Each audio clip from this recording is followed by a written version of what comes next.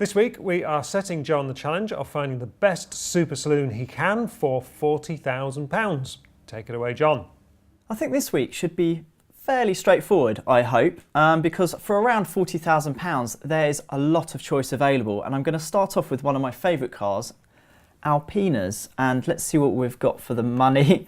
We have a bit of a quiet week on the classifieds for Alpinas, so we move on to one of the other options, which is quite sort of left field, would be something like the Bentley Arnage T, and even for 40 grand you can get one, which is astonishing value for money.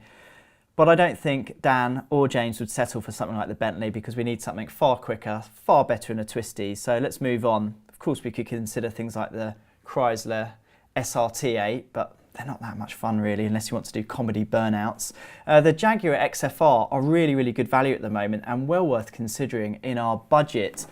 Another car that will hit the style point would be something like the Maserati Quattroporte. Let's see what we get for that sort of money. Plenty available, but I know what you're thinking. Just too slow, far too slow. And Dan would like me to talk about E63s right at this moment, because he's a massive fan of both the car and the engine, and for this money you're going to get some really, really tasty bits. But as much as we all love the E63 AMG, I've found something even quicker and better value.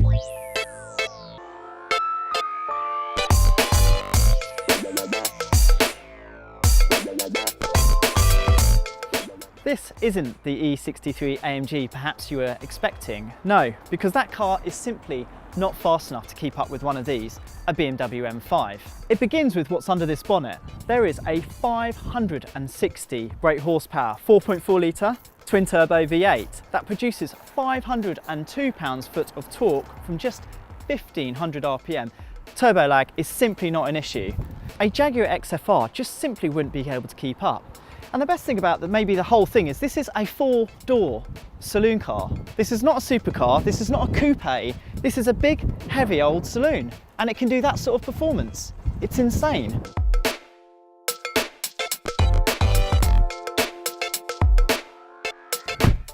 So here we are in the M5's cabin, which is very similar to every other BMW 5 Series you drive, but that's no bad thing. It's all nicely laid out in here, it's got great quality. But of course the important bit is how it drives. So we're about to take it out on the road and give it a spin, and let's see if it's as quick as I remember it to be, which was insanely fast.